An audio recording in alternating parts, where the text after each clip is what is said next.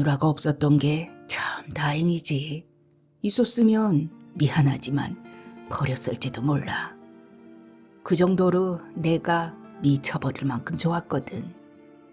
삼가연종이란 찻집이었어. 생활휴가 끝나고 따뜻한 차 한잔 마시다가 그냥 눈빛이 딱 마주쳤는데 심장이 콩 하고 울리더라고. 이 나이에 연애라니 우습지? 근데 말이야, 진짜 사랑은 그때가 처음이었는지도 몰라.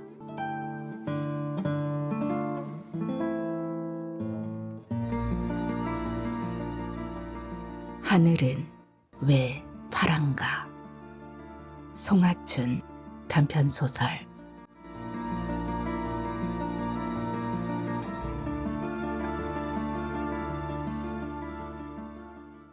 왔다. 그는 터져나오는 탄성을 목 안으로 삼키며 창밖을 보았다. 거기 그녀가 모습을 드러낸 것이다. 그녀는 운영궁 담벼락을 끼고 낙원상가 쪽으로 걸어가고 있었다.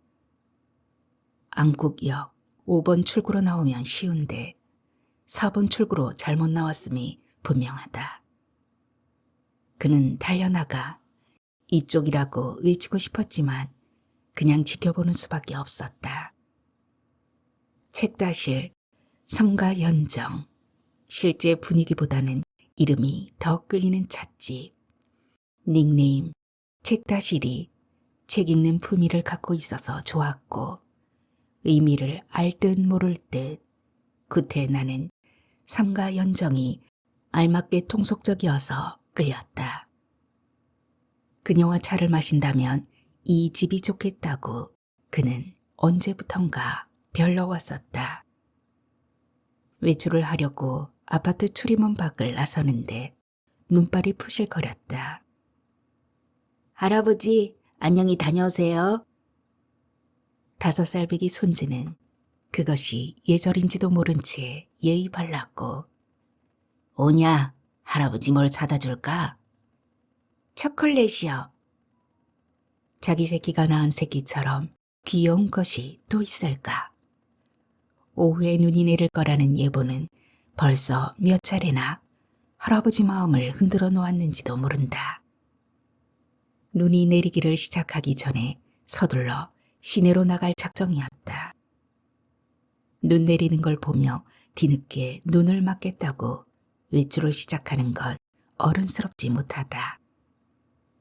눈보다 먼저 외출했다가 종로나 명동에서 눈사태를 만났노라고. 나이 든 사람은 그렇게 말하는 것이 점잖다. 동네의 상가를 채 빠져나가지도 못했는데 하늘은 펑펑 한방눈을 퍼붓기 시작했다. 사람들은 못 참겠다는 듯 거리로 쏟아져 나왔고 날씨는 성난 날짐승처럼 험악하게 부스댔다. 그는 그녀를 불러내기로 하였다.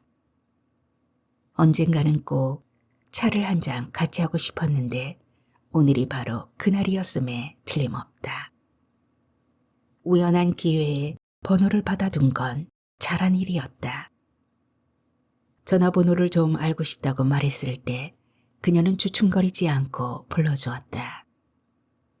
그게 전화 걸라는 뜻 아니고 뭐겠는가? 그는 쏟아지는 눈발 속에서 전화질을 했다. 그리고 방금 찻집에 나와 거는 거라고 말로는 그렇게 해두었다. 너 지금 시내 나가는 중인데 차 한잔 어때요? 라고 사실대로 접근하는 건 각본이 너무 느슨하다. 삼가연정이라고 안국역 5번 출구로 나오세요. 그 길로 몇 발짝만 더 가면 오른편 2층에 간판이 보일 겁니다. 눈이 엄청 쏟아지는군요. 그건 염려 마시고요. 오실 때까지 앉아 있겠습니다.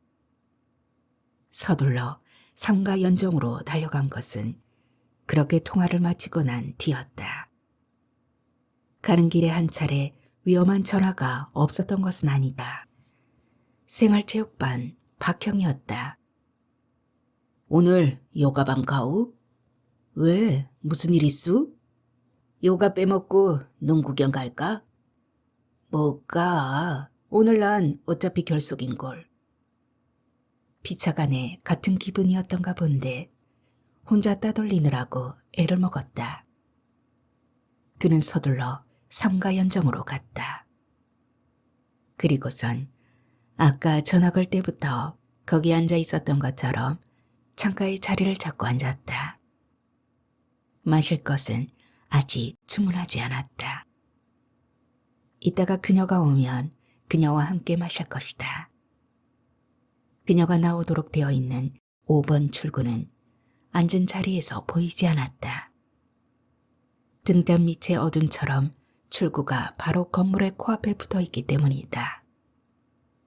그는 그녀가 어서 등잔 밑의 어둠 속을 빠져나와 자신의 감시망에 포착되기를 기다렸다. 그런데 그 순간 그녀는 5번이 아닌 4번 출구에서 모습을 드러낸 것이다. 그는 팔목을 걷어 시간을 보았다. 10분 전 10시. 늦지 않은 시각이었다. 5번 출구는 이쪽인데. 여기야 여기.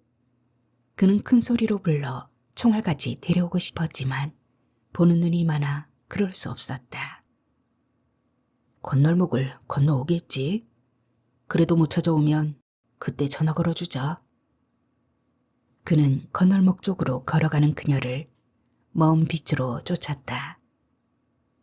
눈발은 난삽하게 흩날렸고 풍경 속의 그녀는 그대로 할머니였다.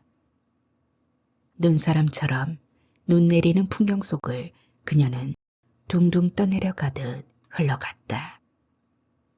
머리는 벙거지 모자를 썼고 오버코트를 늘어뜨렸고 신발은 보이지 않았다. 돌담장이 끝나는 데쯤에 신호등이 켜져 있다. 그녀는 그 앞에 눈사람처럼 서 있었다. 신호가 떨어졌나 보다. 그녀가 걷기 시작했고 그는 그쯤에서 그녀를 놓쳤다.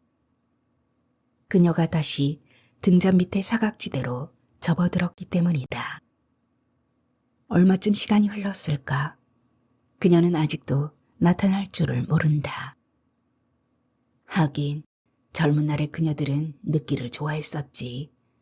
어차피 데이트는 기다림의 연속인걸. 그녀도 지금 기다림을 마련하느라고 그러는 거야. 괜히 한번 4번 출구로 나가본 거야. 운영궁 돌담길을 걸어보는 거야. 건널목 앞에 서 있는 거야. 인사동 골목길을 헤매는 거야. 누군가가 저 안에서 지켜보는 줄도 모르고 시간을 끌기 위한 수작이지 뭐. 기다림의 시간이 고드름처럼 늘어지고 있었다. 드디어 오는구나. 그녀가 왔다. 팡팡 바닥을 굴러 신발을 털고 모자를 벗어 헐크러진 머리를 쓸어 올리며 안으로 들어설 때 그녀의 치마꼬리에서는 휘파람 소리가 났다. 그는 그녀를 이끌어 자리에 앉힌다. 좀 미끄러워야지. 일찍언니 나왔는데 오다 보니 늦었네. 오래 기다리셨지? 미안해라. 언덕을 굴러내려온 산짐승처럼 그녀는 숨이 찼고 몸 전체에서 벅찬 산만함이 묻어났다. 뭘 드실까? 커피? 카운터에 가서 차를 주문하고 손수 날라다 마셔야 한다. 슈베르트를 듣고 있었어요. 겨울 나그네가 딱이더라.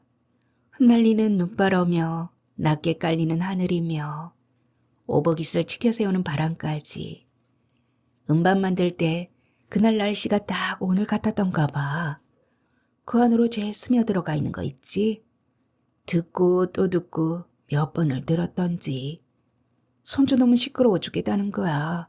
내 가는 기가 먹었거든. 그러다가 시간을 보니 늦었지 뭐야. 둘이는 자리에서 일어나 카운터 앞으로 갔다. 앉아 계셔. 내가 가져올게. 함께 이마를 맞대고 메뉴판을 읽는다. 에스프레소 아메리카노 2,200원. 이건 데이트 차값치고는 너무 싸단 말이야. 카페 카푸치노, 카페라떼, 카페 모카 3,300원. 그래도 이 정도는 돼야 하지 않을까? 나는 유자차로 할게요.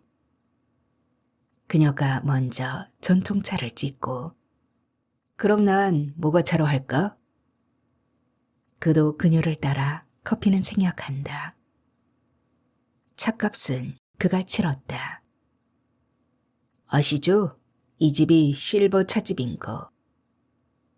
주문한 물건이 나올 때까지 둘이는 잠시 카운터 앞에 서 있었다. 그렇구나. 웬일로 값이 헐타 했더니 보세요. 실버가 주문받고 실버가 커피 내리고 실버가 서빙하고 그렇지만 실버 손님은 별로 없어요. 젊은이들도 꽤 많이 온답니다. 그는 그녀의 목까지 마실 것을 들고 자리로 돌아가 앉는다. 그가 찻잔을 내려놓는 동안 그녀는 탁자 위에 놓인 안내판을 읽고 있었다. 좋군요. 책과 차, 그리고 사람. 그래서 삶과 연정이구나. 세 가지 아름다움이 이어지는 정자라. 삶과 연정을 품습니다. 그런 뜻 아니겠습니까? 엄청난 농담이라도 한 듯 그는 너털 웃음을 웃고 연정을 삼가라 그런 뜻이겠죠. 그녀의 해답은 품이 있었다. 달구나. 그녀의 감탄을 그는 느낌으로 들었다. 좋다. 그녀를 만나고 차를 마시고 눈은 내리고 찻집은 훈훈하고 더구나 혼자가 아닌 것이 그는 마냥 좋았다. 어제도 그럴걸. 내일도 그래야지. 왜 진즉 이렇게 못했을까? 그는 후회되었다. 눈발이 창밖을 하루살이처럼 흩날리고 있었다. 길 건너 운영궁 행랑채가 추억처럼 길게 뻗어 있고 그 길은 방금 그녀가 밟고 온 길이다. 그 기와지붕 너머 숲속에 운영궁은 있을 것이다. 숲으로 가려진 언덕 위로 국적을 알 수 없는 돌 형식의 건물이 하나. 돔의 까망과 외벽의 견고함이 왠지 유럽과 접목된 제국시대쯤을 떠올리게 했고 그것들은 알맞게 이국적이었다. 그 뒤쪽으로 높고 낮은 수많은 현대식 고층 건물들.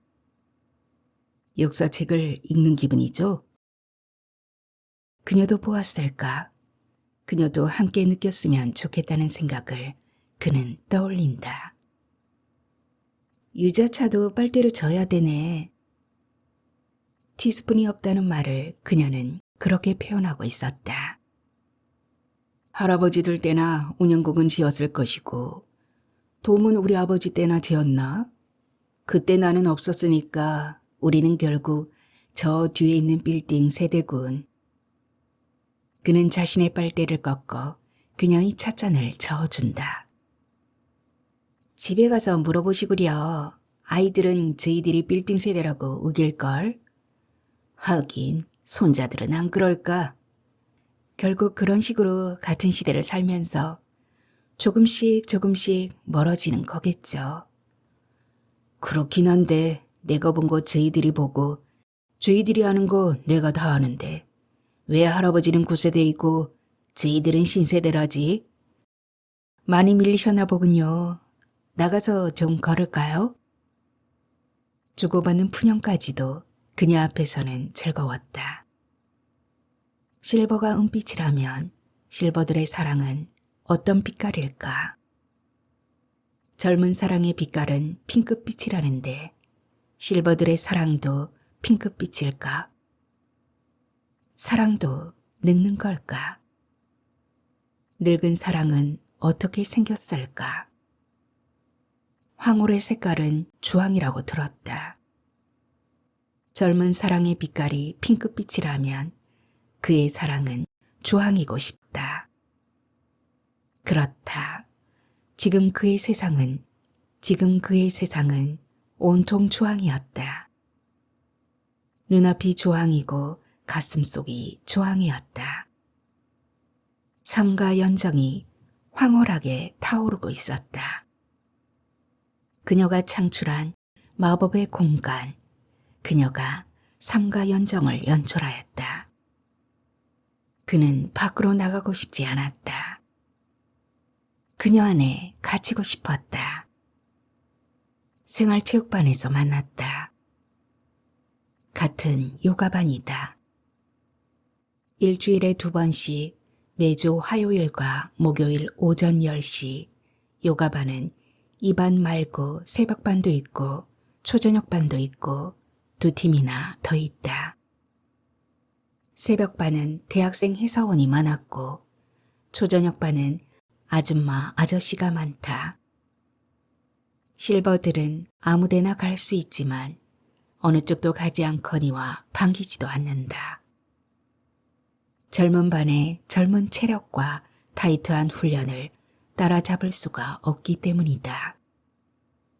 이런 실버들을 위해 주민센터가 따로 마련해준 반이 오전 10시 팀이다. 오전 10시에 요가를 하러 오는 사람은 실버들밖에 없다. 시간도 남아 돌거니와 훈련도 엄격하지 않아서 좋다. 실버들은 나와서 요가는 조금만 배우고 어울려 놀기를 더 많이 한다. 출석은 해도 그만, 안 해도 그만이지만 가서 놀아야 되니까 나오지 말래도 더 나온다. 몇 가지 흥미로운 사실을 발견하였다.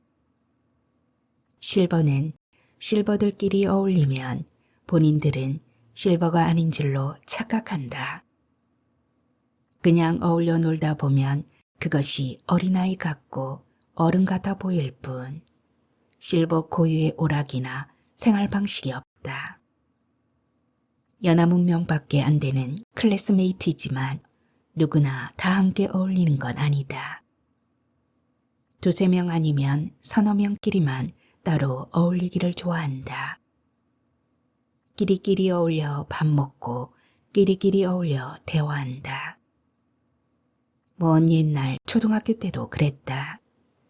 60명 전원이 다 친구가 아니다. 그는 3명쯤 어울려 다니던 친구가 있었다. 성식이와 명자, 이름까지 기억한다. 왜 그랬는지 까닭은 모른다. 그냥 그날 숙제가 뭔지 까먹었을 때도 명자한테 물었고 성식이가 학교 가지 않으면 그도 안 가고 소풍 가서도 그는 성식이랑 명자하고만 앉아서 도시락을 까먹었다. 요가반에서 그는 그녀와 박형과 그리고 셋이서만 어울린다. 박형은 그날 눈 내리던 날 그녀 만나러 가는데 불쑥 전화를 걸어 자기랑 놀아주지 않겠냐고 매달리던 바로 그 친구이고 그녀는 그날 박형을 따돌리고 삼가 연정에 가서 몰래 눈을 구경하던 바로 그 여자를 말한다. 누가 누구랑 먼저 어울리고 나중에 어울렸는지는 생각도 나지 않는다. 어울려 놀다 보면 그냥 친해진다. 박형이 사는 집이 어딘지, 그녀 남편이 뭘 하는 사람인지, 누가 코를 고는지 마는지 그들은 묻지도 알려고도 하지 않는다. 이름 석자를 모르니 호칭도 정해져 있지 않고 나이를 모르니 위아래 서열도 있을 리 없다. 피차간에 그냥 셈이다. 셈은 선생님의 애매모호한 준말일 것이다.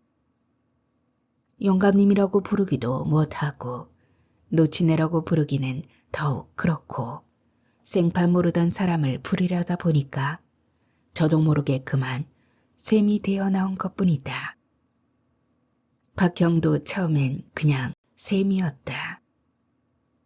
그러다가 중간에 너는 박이오, 제 입으로 말해서 박샘이 되었고 더 많이 친해지자 박형이 되었다. 그런 식으로 그는 김샘이 되었고 친해지자 김형이 된 것이다. 아주 가끔씩이지만 손자가 묻는다. 할아버지, 주민센터에 가서 뭘 하세요? 요가 배우잖니. 그는 그렇게 대답한다. 박형이랑 그녀랑 어울려 놀고 온단다. 그렇게는 말하지 않는다. 그는 그것이 참 신기했다. 요가 배우러 가서 놀기만 하는 것도 신기하지만 놀고 와서 요가를 배운다고 말하는 것은 더 신기했다. 초등학교 때도 그랬던 것 같다. 명자랑 성식이랑 어울리면 그는 늘 패치기를 했다. 패는 주로 성식이랑 치고 명자는 옆에 서서 구경만 했다. 패치기를 하면 성식이는 주로 따는 쪽이고 그는 잃는 쪽이다. 게임은 이기는 쪽을 응원하게 되어 있다. 성식이는 따기만 하면 그 패딱지를 명자한테 맡겼다. 명자야, 네가 좀 갖고 있어라. 그러면 명자는 알았어, 자꾸자꾸 따주라 하고 기뻐했다. 그의 호주머니는 어느덧 바닥이 나고 성식이 호주머니는 터지도록 넘쳤다. 그는 화가 나서 엄마한테 하소연했다. 엄마는 그까짓 패딱지쯤 대수롭지 않게 여겼다. 되레 그를 꾸짖었다. 학교 가서 공부는 하지 않고 패딱지만 쳤냐? 밖에 나가면 공부보다 패딱지가 더 중요하다는 걸 엄마들은 모른다. 그러던 어느 날이다. 명자가 그를 호젓한 곳으로 불러내더니 귓속말로 속삭였다. 난 성식이가 참 좋더라. 너는? 너도 좋지만 성식이는 더 좋아. 그는 그 말이 참 신기했다. 셋이서 똑같이 나누어 가지던 우정이 어떻게 어느 날 갑자기 한쪽으로 기울었는지 그 불공평한 경사가 참 신기했다. 그는 죽고 싶도록 비참했다. 그리고 명자가 미워지기 시작했다. 요가반에서도 비슷한 사건이 발생했다. 어느 날 갑자기 그의 눈길이 그녀 쪽으로만 쏠리는 것이다. 그것은 그녀 쪽도 마찬가지였다. 그녀의 눈길이 자꾸만 자기한테 와서 꽂히는 걸 느끼는 것이다. 둘이는 마침내 박형이 눈치채지 못하도록 둘만의 눈길을 감추기 시작했다. 참으로 신기한 일이었다. 셋이서 공평하게 나눠갔던 눈길이 왜 어느 날 갑자기 두 사람에게만 쏠리게 되었는지 미스터리가 아닐 수 없었다. 겨울이 멍청하도록 깊어가는 어느 날이었다. 그날도 세 사람은 요가반에 모였다. 여느 때처럼 요가는 신용만으로만 배우고 어울려 국수도 사 먹고 자판기 커피도 뽑아 먹었다. 그리고 흩어질 시간이었는데 박형이 그하고만 별도의 시간을 갖고 싶어 하였다. 김영, 우리 따로 차 한잔 할까? 그는 사실은 박형을 따돌리고 그녀와 어울릴 참이었다. 입장이 참 난처했다. 그녀를 따돌리고 박형과 어울린다는 건 옛날에 명자가 그를 따돌리고 성식이하고만 노는 일만큼이나 억울한 일이었는데 그럴 수 없었다. 그는 아니라고 거절해버렸다. 시간이 없구려. 바쁘신가 보군. 내일은 어때요? 내일도 바쁠걸? 그럼 언제쯤? 그녀가 잠든 사이라면 몰라도 그녀가 누군지 박형은 캐묻지 않았다. 김용, 요새 연애허우? 헌다우. 그 말이 박형을 숨가쁘게 했던 것 같다. 박형은 그를 향해 삿대질을 시작했다. 김형은 도대체 올해 나이가 몇이우? 그녀가 난처하여 표정이 일그러지는 것을 그는 보았다. 그녀가 슬금슬금 뒷걸음질을 치고 있었다. 그게 만일 영화의 한 장면이라면 그때가 바로 박형을 향해 한 방 날려야 할 때라는 걸 그는 알고 있었다. 사나이라면 적어도 주먹이 우는 꼴은 못 본다. 그러나 그때 그들은 이미 나이를 먹어버린 상태였다. 형 동생하고 따질 때도 묻지도 않던 나이는 이제 와서 왜 묻누? 박형은 그의 상대가 그녀라는 걸 알고 묻는 것 같았다. 알고 물을 테면서 그녀를 따돌리겠다는 건 무슨 심보인지 그는 박형이 싫었다. 이 친구 무슨 말을 그렇게 하누? 우린 서로 오랜 친구 아닌가? 친구로서 딱 한 가지만 묻겠네. 무슨 말이 하고 싶은가? 결혼은 할 텐가? 설령 결혼을 한다 해도 내가 그 말을 믿을 것 같은가? 김영 나이를 내가 알고 김영이 아는데 사내가 결혼도 못할 연애를 한다는 건 죄악이라네.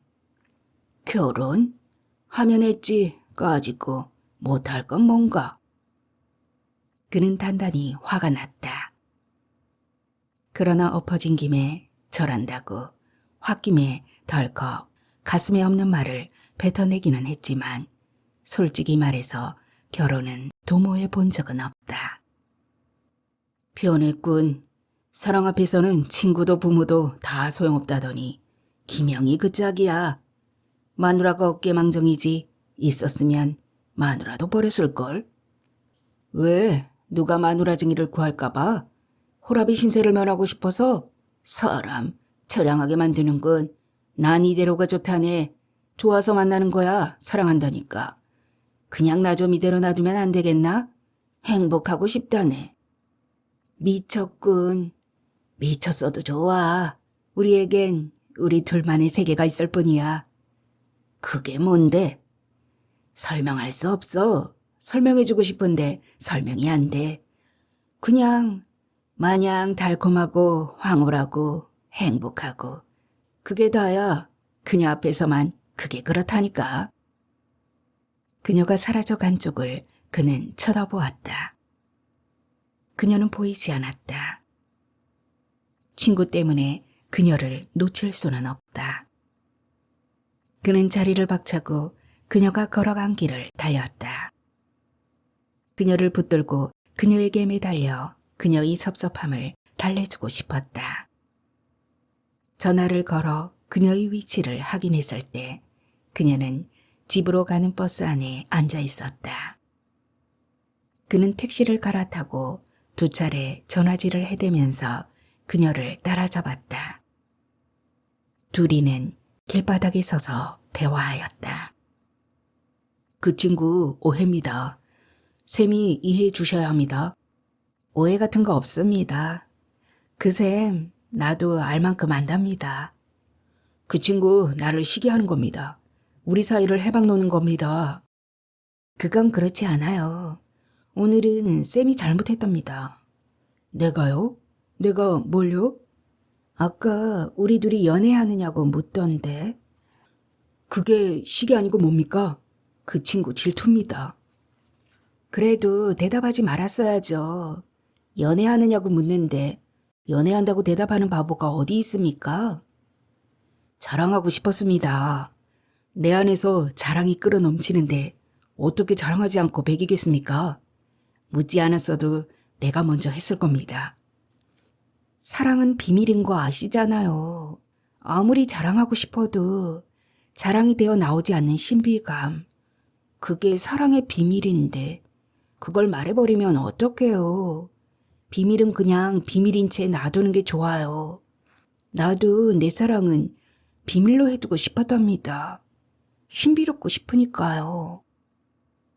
눈은 내리지 않아도 연인들은 만난다.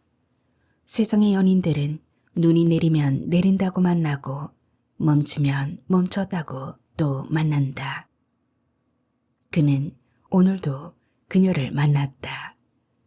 책 다실, 삼가 연정은 그들만의 아지트다.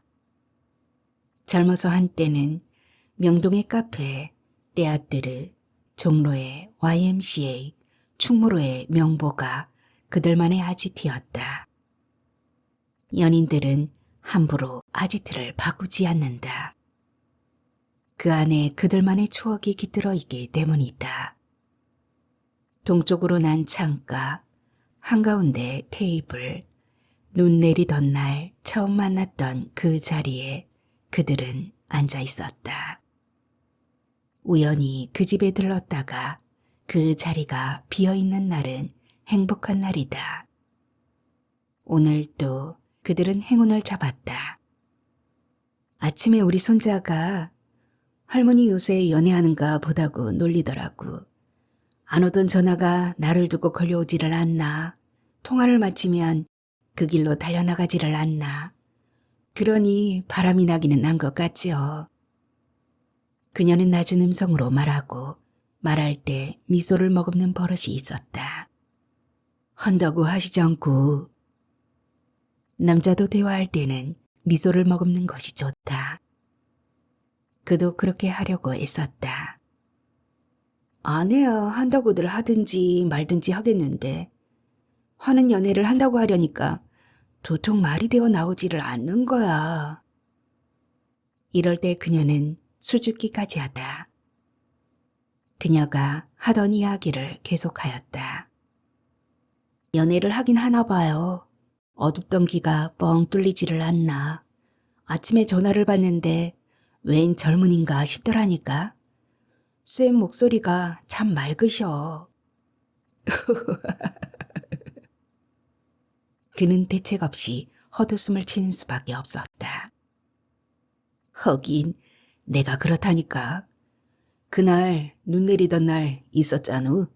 나도 내 눈이 겨울 노루처럼 환해지는 걸 알았다니까. 저기 저 창밖을 좀 보십시오. 길 건너 저쪽 운영궁 담벼락을 끼고 그날 눈보라가 좀 험했습니까? 그날 눈발 속을 걸어오시는 쌤 모습이 마주보듯 선명했답니다. 내가요? 그날 나를 보셨다고요? 그날 쌤은 4번 출구로 나왔습니다. 그리고 저기 저 건널목을 건너서 이쪽으로 오셨습니다. 그러셨구나. 보셨구나. 몰랐네. 눈 때문이었던가 봐. 그날은 괜히 설레더라. 지하철을 내렸는데 좀 걷고 싶은 거야. 한 바퀴 휘 둘러보고 온다는 게. 그날 내가 늦었지요? 오늘 내가 말이 많네. 내 안에 나도 모르는 불덩어리가 들어있었던가 봐. 나이가 몇인데. 꿈에도 몰랐답니다. 샘을 만나고부터지 아마. 내 안에 어떻게 이런 불덩어리가 들어있었다지? 그래도 그냥 내 마음 쓰이는 대로 마음 따라 가보기로 했답니다. 끝이 어디인지는 생각하지 말아요. 그냥 기쁨이었어요. 환희랍니다. 밝고 환하게 타오르는 거 있죠? 초음파 같은 것이 쌩 가슴 한복판을 훑고 지나갔다. 가는 것을 그는 감지했다. 눈 깜짝할 사이에 바람 같은 쾌속정이 한 척 지나갔다고 생각한다. 뭔가를 말해야겠는데 말은 되어 나오지를 않고 그는 조바심이 나서 견딜 수가 없었다. 명자랑 성식이랑 어울려 놀던 그때 6학년 반에서는 연애 사건이 터져서 큰 소동이 벌어졌다. 연애라는 말을 할 때는 왜 사람들은 낮은 목소리로 속삭이기를 좋아하는지. 강기주 형이 밤새도록 울다가 눈이 퉁퉁 부었다는 소문도 들렸다. 연애를 했다면서 연애가 뭐기에 눈이 퉁퉁 부었을까. 명자랑 성식이는 아무것도 모른 채 벌벌 떨기만 했다. 왜 그랬다니? 하늘은 왜 파란가? 하고 물었대. 누가? 강기주 형이. 몰라. 그는 입안에 침이 말랐고, 둘이서? 왜? 그게 뭔데? 모른다니까. 예나 지금이나 연희처럼 모를 것이 세상에 또 있을까.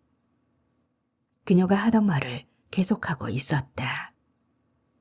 하긴 내 친구도 만났더니 이 나이에 결혼도 못할 연애는 해서 못하냐고 놀리더라고요. 말하시지. 웃느라고 하는 소리죠. 그 독한 인연을 또 맺을까? 한숨 같은 그녀의 혼잣말을 그는 듣는다. 만남을 거듭할수록 한숨 같은 독백은 산처럼 쌓이고 아직도 못다한 말, 내 이름 말해야지. 다짐하고 또 다짐해보지만 5월 황소 힘줄처럼 질긴 인연 앞에 그는 고개 숙이지 않을 수 없다. 단팥죽 잘하는 집 있는데 가시려우? 내 사드릴게. 그녀가 자리를 털고 일어선다. 그렇구나. 지금이 몇 시야? 남자들은 밖에 나오면 때를 잊고 살아요. 꿈속이라니까. 거리는 차가웠다. 바람은 쌀쌀했고 도봉의 돌바위가 코앞인 듯 이마 위에 걸쳐 있었다. 고층 건물들 사이로 언뜻 내비치는 북악의 능산들을 바라보며 그는 천천히 그녀의 뒤를 밟아갔다. 삼천동까지는 걸어야 돼요. 좀 걸릴 텐데. 걷죠 뭐. 안국역 사거리를 건널 때는 이런 말도 주고받았다.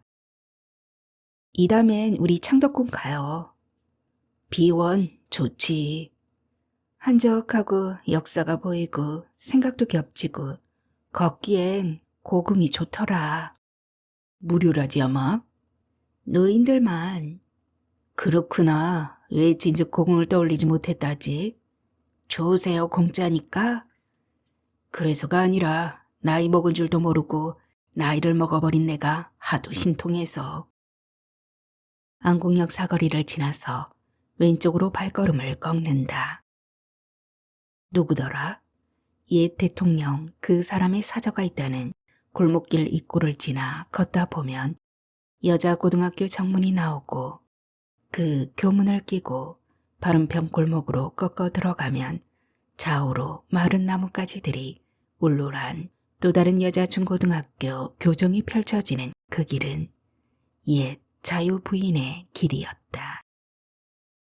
바로 이 길을 걸으며 어떤 노 교수가 미군 부대 타이피스트 아가씨와 몰래 가슴을 설렜던가 생각난다. 선생님은 은근히 멋쟁이셔요. 내가 그런가? 규정을 둘러싸고 있는 담장은 화강암이었다. 그 담벼락이 바라다 보이는 저만큼 앞에 둘이가 하나 되어 꿈틀거리는 어떤 젊음의 뒤엉킴. 언뜻 보기는 공원에 세워둔 젊은 남녀의 입맞춤 상인가 했었다. 그러나 가까이 다가갈수록 그것은 살아있는 실체로 커지고 그들은 어린 교복 차림이었다. 그는 고개 숙이지 않고 당당하게 걷는 모습을 보이려고 애썼다. 고개를 숙이면 허리조차 굽어 보이고 허리가 굽어 보이면 늙은이처럼 처량해 보이기 때문이다. 그는 늙어 보이기 싫었다. 너무 질러. 그가 그녀를 이끌어 팔짱을 낀 것은 바로 그때였다. 바람둥이셔.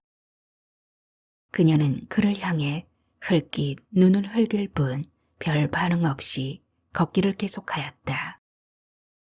그는 뭔가가 후끈 달아오르는 느낌이었다. 팽창한 고무풍선이다. 풍선이 되어 둥둥 떠다니는 바람둥이였다. 그녀가 솔솔 바람의 길을 불어넣었다고 생각한다. 그럼 젊었을 적 그녀들은 팔짱 끼기를 좋아했었지. 그리고 걸었었지. 끝없이 걸었었지. 차 한 잔 마시고 걷고, 걸어서 단팥죽집까지 가고, 영화 보고 나와서 걷고, 집에 가면서 또 걷고, 걷고 또 걷고, 걷고 또 걷고. 도대체 사랑의 끝은 어디란 말인가? 왜 못 본 척 하신 거요? 좀 나무라시지 않고. 그녀는 눈앞에 아까 입맞춤하던 아이들이 아직도 어른거린다. 골목길이 그쯤에서 끝나가고 있었다. 보셨나? 보이는 걸 어떡하오. 철부지들 같으니라고 벌건 대낮에 남들 다 보는 앞에서 부끄러운 줄도 모르고 그것도 자랑이라고 하는 건가? 시샘하는 거요? 늙은이를 아주 바보 멍텅구리로 아니 하는 말 아니요. 늙은인 감각도 경험도 없는 목석인 줄 아나 봐. 이래봬도 젊어서는 히피도 해본 걸. 트위스트 쳐봤소? 장발은 어떻고? 그러게요. 미니스커트도 입어봤는 걸. 만보바지, 핫팬츠는 어떻고? 쟤네들이 6.25를 알아? 혁명해봤어? 구테타는 그거 다 누가 한 건데. 하긴 걔네들이 민주화를 알까? 자유화를 알까? 데모는? 체르타는? 사랑은 알까? 키스가 사랑인가? 대낮에 길거리에 서서 키스하는 게 그게 사랑이야? 그녀가 사주는 단팥죽은 달고 맛있었다. 한동안 보이지 않더니 누가 또 이 달고 맛있는 단팥죽을 다시 떠올렸을까? 단팥죽 그것은 연애하는 사람들 눈에만 띄고 연애가 끝나면 보이지 않는다. 나 홀로 겨울 찻집에 앉아 단팥죽을 홀짝거리는 연인도 있을까? 사랑하는 사람과 마주 앉아 사랑을 속삭이듯 단팥죽은 그렇게 마주 앉아 떠먹어야 한다. 탁자 한가운데 단팥죽 사발을 바닥내며 젊은 날의 그녀와 마주 앉은 사람은 누구였을까? 누군가 그녀와 마주 앉아 단팥죽을 떠먹었듯 오늘은 그가 그녀 앞에 앉아 단팥죽을 먹는다. 단팥죽처럼 달콤한 숟가락질이 세상에 또 어디 있을까? 마주 앉아 단팥죽을 떠먹는 그녀와의 시간이 달고 맛있고, 마주 앉은 그녀가 달고 맛있고, 그녀 앞에 마주 앉은 자신이 그는 달고 맛있었다. 하루키 언젠가는 노벨상을 타겠죠? 달고 맛난 요리로 이번에는 그녀가 하루키를 숟가락질하기 시작했다. 그 시절 마주 앉아 단팥죽을 떠먹던 사내가 하루키였나? 그 친구는 60 넘었지 아마? 그는 젊은 하루키를 떠올렸다. 왜요? 노벨상도 연령 미달이 있던가? 없지만 하루키는 왜 자꾸만 젊다는 생각이 들지? 노벨상은 젊어서 한때 시를 쓰다가 지금은 전원에 묻혀 포도밭을 가꾼다는 그런 사람이 타는 것 아닌가? 탈 것 같죠? 하루키에 집착하는 걸까? 노벨상에 집착하는 걸까? 하루키 좋아하세요? 우리 아이들이 좋아했죠. 나도 읽긴 읽어요. 광적이지는 않았지만. 우리 땐 벌레 먹은 장미를 읽었지. 몰래 책상 밑에 감추고 읽다가 선생님한테 얻어맞던 기억이 나는군. 하루키도 이상하긴 하답니다. 뭐가요? 하루키를 읽었다고만 하면 꼭 하루키 좋아하세요? 그렇게들 대묻더라. 하루키 좋아하세요? 보란 듯이 그는 그 말을 한 번 더 물어주고 거봐요. 누가 꼭 좋아서만 읽나? 읽히니까 읽는 거죠. 그녀가 새침해졌다. 침묵 속에 그는 사랑을 떠올렸다. 하루키가 성실한 단어, 우리 시대에 실종된 낱말. 사랑, 그것은 어쩌면 흉물스러운 유령의 미소였는지도 모른다. 까닭을 알 수 없는 웃음, 까닭을 묻고 싶은 미소, 미소 뒤에 감춰진 까닭을 알았을 때, 그때는 물리칠 수 없는 불안과 허탈. 그렇지, 그것은 일종의 상실감이었지. 탈 거예요. 하루키일까, 노벨상일까. 그녀의 집착은 엿가락처럼 질겼다. 하루키가 노벨상을 타면 어쩌지? 마침내 그녀가 본심을 드러내고 있었다. 괜히 허탈해서 그러는 거라고 그는 생각했다. 왜 타면 안 됩니까? 안 될 건 없지만, 에이, 타라지 뭐. 타도 돼. 탈 수 있어. 타면 어때? 그렇긴 한데, 왠지 노벨 아저씨가 그림제 깃을 걸치고 필드에 서 있는 것 같아 자꾸만 이상한 생각이 든단 말이야. 그리고 그녀는 떠났다. 아주 영영 가버려서 다시는 돌아오지 못한다. 그런 줄도 모르고 그는 그날 또 삼가 연정에 나와 있었다. 창밖으로 운영공이 내다보이는 창가 그 자리. 맞은편 자리는 아직 비어 있었고 그는 빈 자리를 마주하고 앉아 그녀를 기다리고 있었다. 어제 그녀는 요가반에 나오지 않았다. 그래서 그녀를 만날 수 없었고 그 일로 그는 박형과 격심한 입시 이름을 버려야 했다. 있잖우, 그 셈. 박형은 턱짓으로 그를 가리키며 그녀를 말하고 싶어 하였다. 왜? 무슨 일이오? 오늘 못 나올걸? 감기 들었다나 봐. 그는 2가지쯤 생각이 꼬이기 시작했다. 우선 그녀가 걱정되었고 다음 박형이 얄미웠다. 어떻게 하셨지? 그는 당장 캐물었다. 전화했었거든, 어제. 그러자 그녀의 감기 걱정 같은 건 싹 하시고 대신 분노가 치밀었다. 거긴 왜 전화를 거셨나? 친구니까. 왜? 내가 전화 걸면 안 되나? 이쯤에서 그는 말문이 막혔다. 기가 막혔기 때문이다. 안 되라고 당장 쏘아주고 싶었지만 차라리 걸지 마 라고 말해버리고도 싶었다. 시간이 흐를수록 불안은 눈덩이처럼 커졌다. 혹시 만나자고 한 것 아니오? 그는 그렇게 물어보고도 싶었다. 사태가 이 지경까지 번졌다면 큰일이었다. 그는 더 이상 참을 수가 없었다. 그래서 물었다. 통화는 했소? 뭐랍디까? 못했지. 병원에 가고 없더라니까.